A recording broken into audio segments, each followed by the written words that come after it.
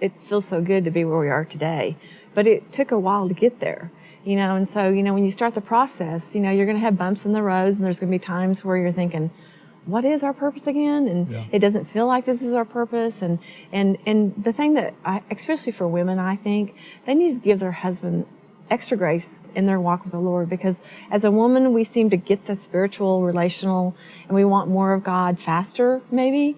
It's not a better or worse thing. It's just that we grow a little faster. I think that's true. And so, the husband is a little slower and picking up, and then the woman gets resentful because he's not where she wants him to be spiritually. And then it just starts this thing in the man that says, well, I don't want that. If that's how it's going to make you act, I don't want it. And so, I think it's so important to, as you're growing and as you're making this a step in your marriage of becoming one heart, allow each other's hearts to be in God's hands. That's right. God's the one that changes us, not each other. And God has our hearts, and you need to trust what God is doing in your spouse's heart as much as you trust him for your own heart. And that you can't change your husband. I can't change Jimmy, but I know God can change me, because I'm willing and I'm yielded and I'm surrendered to him. And then it's up to God. When I'm out of the way, God can deal with him, and he can get him to a place of maturing and going the direction.